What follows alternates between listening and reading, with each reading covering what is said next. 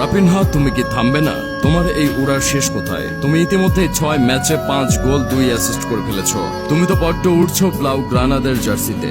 একজন সেলসাও ফ্যান হিসেবে তোমার এই উড়তে থাকা দেখে হিংসে হচ্ছে আমার।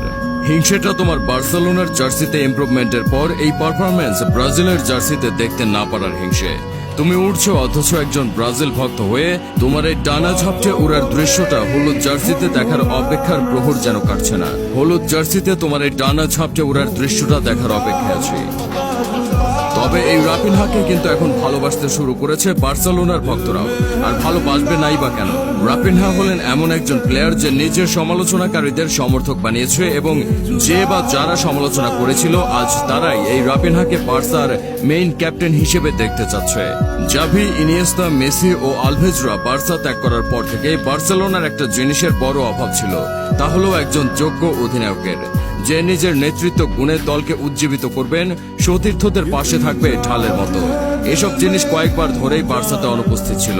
আজ মার্ক আন্দ্রে টের স্ট্রেগান যখন ভয়ঙ্কর ইনজুরি নিয়ে মাঠ ত্যাগ করেন, তখন অফিসিয়ালি প্রথমবারের মতো বার্সেলোনার ক্যাপ্টেন আর্ম ব্যান্ডটা পরেন সেলসাও তারকা রাপিনহা ডিয়াজ। ভিয়ারিয়ালের বিপক্ষে 45 মিনিট বার্সেলোনার অধিনায়কত্ব করেন রাপিনহা।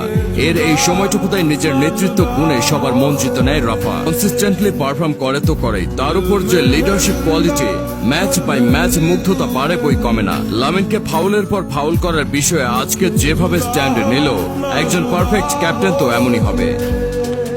Quality performance plus top notch leadership. Barca তো বানিয়েছে, ব্রাজিলেরও উচিত রাফাকে আর্ম ব্যান্ড দিয়ে দেয়া। ম্যাচের শেষ দিকে যখন লামিন ইয়ামালকে ভিয়ারিয়াল ডিফেন্ডার বাজে একটা অ্যাটাক করে, ঠিক তখনই দৌড়ে যায় ঘটনাস্থলে গিয়ে লামিনকে প্রোটেক্ট করে একজন প্রকৃত নেতার মতো। বার্সার একজনও এভাবে যায়নি বিগত কয়েক বছরে।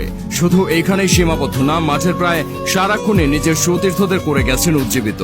বল লুজ করলে তাদের পাশে থেকে উজ্জীবিত করেছে, ভালো কিছু করলে বাহবা দিতে ছুটে গেছে। অর্থাৎ ক্যাপ্টেন হিসেবে রাপিনহা দাঁড়িয়ে গেছে সবার সামনে। আজকের তার টপ নচ লিডারশিপ দক্ষতায় এটা ভালোভাবে বোঝালো যে রাপিনহা বার্সেলোনার মূল অধিনায়ক হওয়ার যোগ্যতা রাখে। উঠতে থাকো এভাবেই তুমি। সেলসাও শিবিরে বয়ে যাওয়া ঝড়টা মোকাবিলার জন্য তোমায় খুব বেশি প্রয়োজন। তোমার এই ম্যাজিক্যাল পারফরম্যান্স, ডেডিকেশনের রীতিমতো আমি মুগ্ধ হচ্ছি প্রতিনিয়ত। ও ভুলেই গিয়েছি, তোমায় তো রেখে গিয়েছিল জাভি, এবং নতুন করে প্রাণ দিয়েছে ফ্লিক। ধন্যবাদ ফ্লিককে, আমাদের সেলসাও রাপিনহাকে নতুন করে তৈরি করার জন্য। তোমার এই ডানা ঝাপটে ওড়াটা ব্রাজিলের জার্সিতে দেখতে পেলে ফ্লিকের প্রতি কৃতজ্ঞতা প্রকাশের ভাষাটা আর হয়তো খুঁজে পাবো না। তবে এই রাপিনহা কিন্তু ছোটবেলা থেকে বার্সেলোনার ভক্ত। আজ যেমন তিনি বলেন, আমি মিথ্যা বলবো না, আমি ছোটবেলা থেকেই বার্সার ভক্ত। আমি এই খেলোয়াড়দের দেখে বড় হয়েছি, এবং এই ক্লাবের হয়ে খেলা আমার জন্য সম্মানের। এই সম্মান এবং আবেগ নিয়ে ব্রাজিলের হয়েও খেলতে নামবে রাপিনহা, এমনটাই প্রত্যাশা সকল ভক্তের। রাপিনহা কি পারবে ব্রাজিল ভক্তদের মন রক্ষা করতে?